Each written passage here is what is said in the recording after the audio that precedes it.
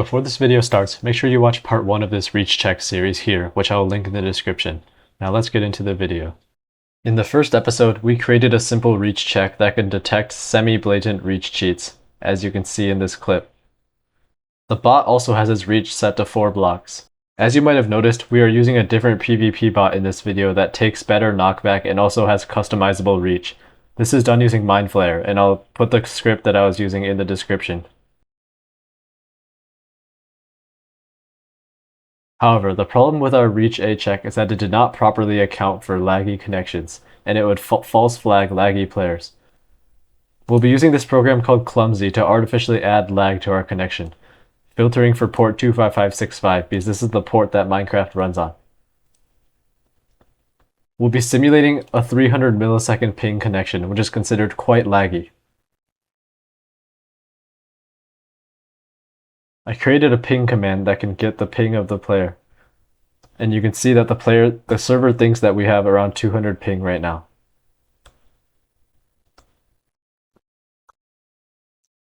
Now let's teleport the bot over and fight it again, setting its reach to 3, which is normal.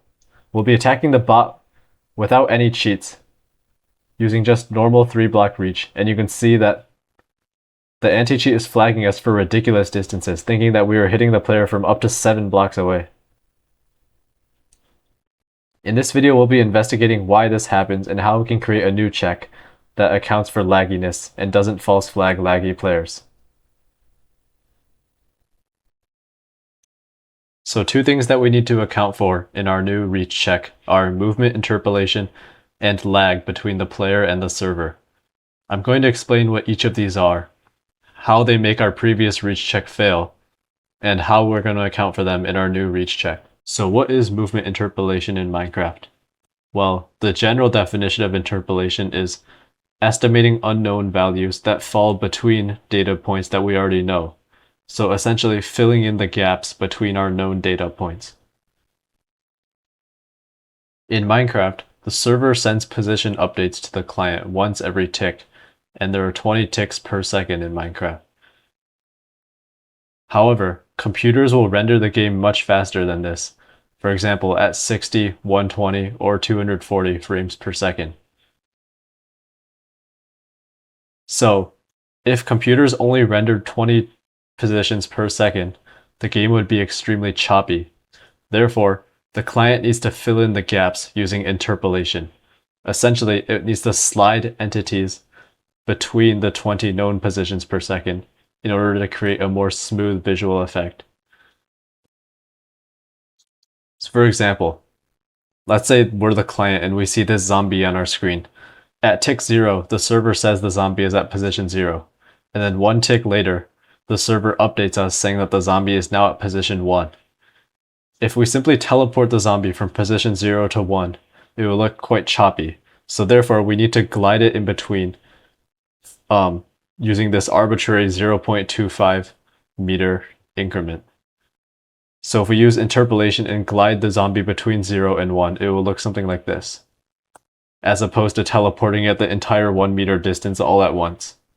The part that's important for our anti-cheat discussion is that when the client receives a position update from the server, the interpolation process or the gliding process takes place over 3 ticks, which is 150 milliseconds. So therefore, the client view of an entity position is always 150 milliseconds behind the server's view, even with 0 lag. As an example, suppose we have an attacker who's hitting a target that's running away. After a short amount of time, the target might have moved to this new position in red. And the server would communicate this to the attacker's client using a position update. However, we just learned that the client view is 150 milliseconds behind the server's view due to movement interpolation. So, on the attacker's client, the target could still be in the green position, while the server thinks that the target is now in the red position.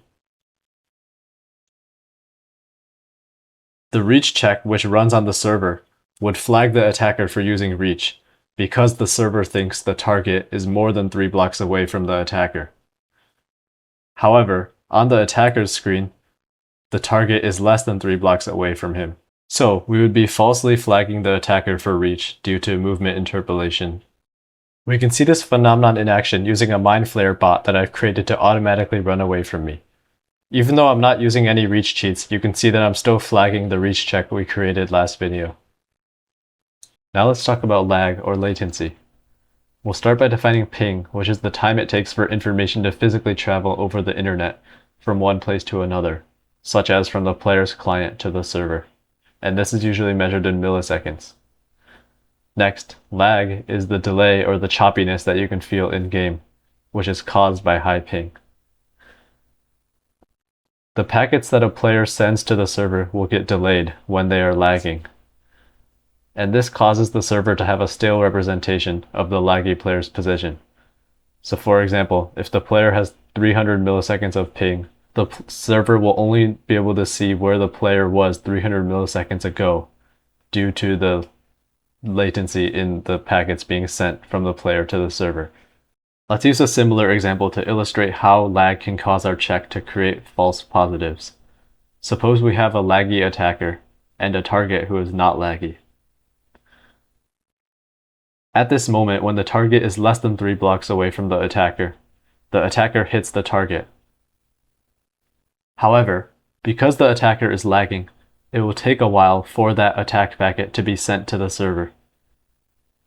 In that time, the target could move to the right to a position that's greater than 3 blocks away from the attacker.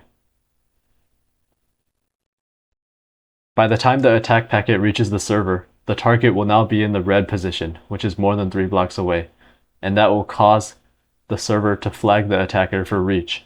So now that we've outlined the problems, we want to create a new check that fixes the problems. In our new check, when we're calculating the distance from the attacker to the target, we want to use the target's position from the attacker's point of view rather than the server's point of view, which we just saw can be wildly different. To do this, we need to undo the delays that are added in by movement interpolation and lag. And to do this, we basically need to look into the past to see where an entity was a certain amount of time ago. And to do this, we need to store the position histories of each player over the last roughly 2 seconds. So in order to track the last positions of each entity, we've created a new utility class called Target Tracker, which contains a map that maps entity IDs to a queue of that entity's last 40 positions. The entity's positions will be stored as arrays of doubles containing the x, y, and z coordinates of that entity. We will have a script running every tick to update this map with the latest positions of every entity on the server. Then, for the actual check, whenever we receive an attack packet of an attacker hitting a target, we will get the target positions in this interval from the target tracker. So the beginning of the interval will be the target's ping, and the end of the interval will be the target's ping plus 150 milliseconds. Recall that 150 milliseconds is the amount of time that movement interpolation takes. This interval represents the possible target positions after accounting for movement interpolation and lag. Next, we will choose the smallest distance in this window from the attacker, which is the most favorable outcome for the attacker. This is to reduce false positives. Finally, we will increment the buffer and flag the attacker only if this smallest distance exceeds 3. Now, to playtest our new check, we have both the old reach A check and the new reach B check enabled, and we'll be testing various scenarios in order to see the difference.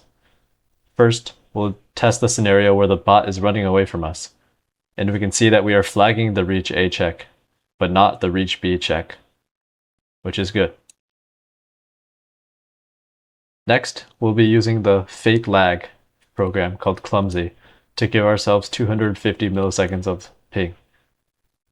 And then we will spawn in a bot that will PvP us.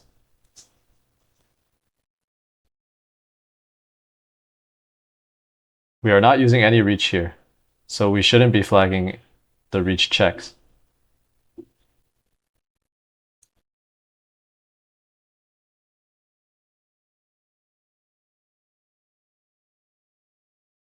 However, you can see that we are flagging the reach A check, but not the reach B check.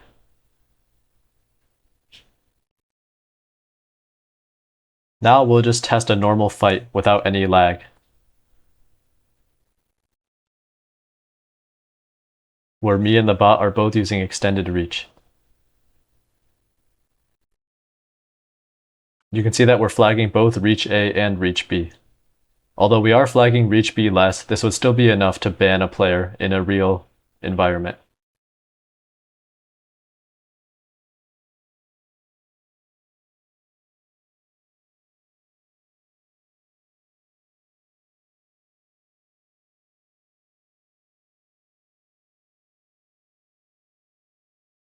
So in conclusion, our reach B check minimizes false flags from lag and movement interpolation while maintaining the same reach detection capabilities as the reach A check. And an ongoing area for improvement is being able to detect more subtle or lower distance reach cheats. So as always, thank you so much for watching this longer and more dense video. Please like and subscribe and comment your thoughts. I do read every comment.